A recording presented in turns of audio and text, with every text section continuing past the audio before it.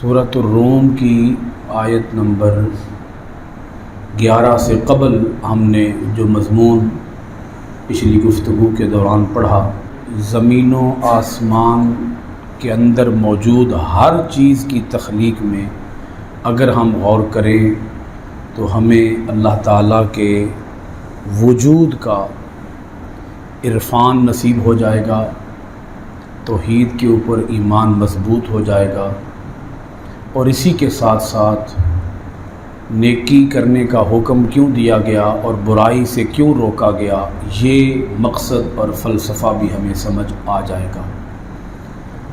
ابھی ہم جو آیت مبارکہ شروع کر رہے ہیں، اس آیت مبارکہ کے اندر اللہ رب العالمین نے کفار کے اس بہت بڑے اعتراض کا ایک بار پھر جواب ارشاد فرمایا ہے۔ کافر باس بعد الموت کا انکار کرتے تھے اور دلیل یہ بناتے تھے کہ انسان جب مر جائے گا تو دوبارہ زندہ ہو ہی نہیں سکتا، مر جائے گا، اس کی ہڈیاں بھی ختم ہو جائیں گی، انسان گل سڑ جائے گا، انسان نیست ہو جائے گا۔ تو جب انسان نے گل سڑ جانا ہے، فنا ہو جانا ہے، تو دوبارہ زندہ کیا جانا یہ نہ صرف محال ہے بلکہ ناممکن ہے۔ تو اللہ پاک نے ان کے شبے کو دور کرنے کے لیے ارشاد فرمایا، اللہ یبدأ الخلق،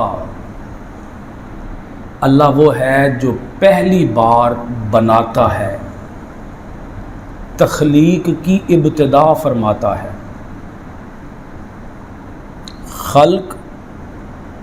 خلق کی ابتدا فرماتا ہے۔ اللہ وہ ہے جو یبدأ ابتدا کرتا ہے، شروع کرتا ہے، الخلق تخلیق کو، ثم پھر یعیدہ اسے دوبارہ بھی بنائے گا، ثم الیہ ترجعون پھر تم اسی کی طرف لوٹائے جاؤ گے۔ یہاں اگر آپ حضرات غور فرمائیں، ایک ہے پہلی تخلیق اور ایک ہے دوسری تخلیق۔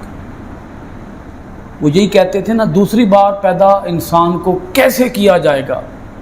اللہ پاک فرماتا ہے پہلی تخلیق پر غور کر لو، اس پہلی زندگی پر غور کر لو تو تمہیں دوسری زندگی کی سمجھ بھی تمہیں بڑی آسانی کے ساتھ آ جائے گی۔ اس زندگی پر غور کرو، اس پر جتنا زیادہ اس پر غور کرو گے اتنی اچھی سمجھ دوسری زندگی کی بھی ہو جائے گی۔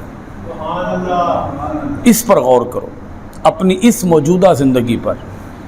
اب اس پر غور کرنے کا طریقہ کار کیا ہے؟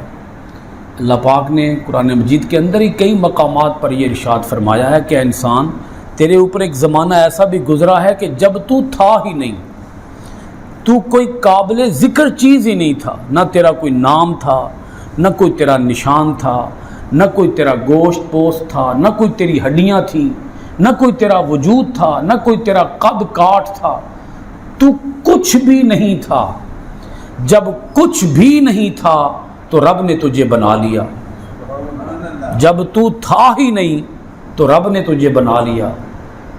تو جب رب نے تجھے اس وقت بنا لیا کہ جب تو تھا ہی نہیں، تو اسی رب کے لیے دوسری بار پیدا کرنا کیا مشکل ہے؟ وہ پوچھتے تھے نا کون زندہ کرے گا، ان کے کون کہنے کا مطلب یہ تھا کہ کوئی زندہ کر سکتا ہی نہیں ہے۔ تو اللہ پاک ارشاد فرماتا ہے نہیں، ایسا نہیں ہے، تم غلط کہہ رہے ہو، وہی زندہ کرے گا نا، وہی زندہ کرے گا نا جس نے پہلی بار بنایا ہے۔ ایسا تو نہیں ہے کہ دوسری بار کسی اور نے بنانا ہے، پہلی بار کسی اور نے بنایا تھا، دوسری بار کسی اور نے بنانا ہے، ایسا نہیں ہے۔ جس نے پہلی بار بنایا ہے اسی نے ہی تو دوسری بار بھی بنانا ہے۔ اب اگر یہ تمہیں پہلی بار والی تخلیق سمجھ آ جائے گی، یہ والی تخلیق جو تم دیکھ رہے ہو اپنی آنکھوں سے، دوسری کو تو ابھی تم آنکھوں سے دیکھ نہیں رہے، وہ تو دیکھو گے، ابھی تم دیکھ نہیں رہے، تو دوسری کی سمجھ تمہیں آ نہیں رہی۔ اس کی تو سمجھ ہے نا، اس تخلیق کی اپنی ہڈیاں دیکھو، اپنا گوشت پوست دیکھو، یہ کہاں سے آ گیا، یہ ہڈیاں کہاں سے آ گئیں، یہ گوشت پوست کہاں سے آ گیا؟ تم کہتے ہو دوسری بار ہڈیاں کہاں سے آئیں گی، تو رب پوچھتا ہے پہلی بار کہاں سے آئی ہیں؟ ٹھیک ہے نا جی، یہ اللہ تعالیٰ کے سمجھانے کا انداز ہے، اور یہ بڑا ڈیپلی انداز ہے۔ میں اکثر یہ بات کہا کرتا ہوں، قرآن پاک کی ایک آیت بھی ایسی نہیں ہے جس کو سوچے سمجھے بغیر پڑھا جائے، جس کو سوچے سمجھے، ایک لفظ بھی ایسا نہیں ہے کہ جس کو بغیر سوچے سمجھے پڑھا جائے۔ ہر لفظ قابل غور ہے، ہر لفظ قابل توجہ ہے۔ اللہ یبدأ الخلق، اب یہی اللہ تعالیٰ نے سارے سوالوں کے جواب دے دیے۔ کون پیدا کرے گا؟ اللہ پاک فرماتا ہے پہلی بار بھی میں نے ہی بنایا ہے، دوسری بار بھی میں نے ہی بنانا ہے۔ دیکھیں نا کتنا سادہ سا جواب ہے۔ ان کا سوال اگر دیکھیں تو سوال بڑا اوکھا سا ہے، لیکن اللہ تعالیٰ نے بڑا سوکھا سا جواب دیا ہے، ایسے فٹ انسان کی عقل میں جا کے بیٹھ جاتا ہے۔ تھوڑا سا بھی انسان اگر اس بات میں غور کر لے، یہ ہمارے ہاں شکوک و شبہات بعض مومنوں کے ذہنوں کے اندر بھی پیدا ہو جاتے ہیں۔ جو انسان گناہ کرنے کو آسان سمجھتا ہے، اس کا مطلب یہ ہے کہ اس کا مرنے کے بعد دوبارہ جینے پر یقین نہیں ہے یا کمزور ہے۔ وہ جتنا کمزور ہوگا انسان اتنا زیادہ گناہوں میں ملوث ہوتا چلا جائے گا۔ میری بات آپ حضرات کو سمجھ آ چکی ہوگی۔ یعنی اگر آپ مجھ سے پوچھیں کہ انسان گناہ کیسے کر لیتا ہے، تو اس کا جواب میں کیا دوں گا؟ جس کا آخرت پہ یقین نہیں ہے، مرنے کے بعد دوبارہ زندہ ہونے پر یقین نہیں ہے، اس کے لیے گناہ کرنا بڑا آسان ہے، مشکل ہی نہیں ہے۔ دیکھیں نا، وہ کہتا ہے دوسری بار تو پیدا ہی کوئی نہیں ہونا۔ جب دوسری بار پیدا ہی کوئی نہیں ہونا تو ٹھیک ہے، پھر جو مرضی ہے کرو۔ کافروں کا مسئلہ ہی یہ تھا۔ کافر کفر کرتے کیوں تھے؟ کافر اللہ کا انکار کرتے کیوں تھے؟ آخرت کا انکار کرتے کیوں تھے؟ اللہ کو تو مانتے تھے وہ بھی کہ اللہ ہے، اللہ کو مانتے تھے، اللہ کو اکیلا نہیں مانتے تھے۔ کافروں کا مسئلہ یہ تھا، مکہ کے کافروں کا مسئلہ، اللہ کو اکیلا نہیں مانتے تھے، وہ کہتے تھے اور بھی خدا ہے، اور آخرت کا انکار کرتے تھے۔ پھر ساتھ یہ بھی کہتے تھے، یہ بھی بات سمجھ لیں، کہتے تھے اگر آخرت آ بھی گئی، بڑی قابل توجہ بات ہے۔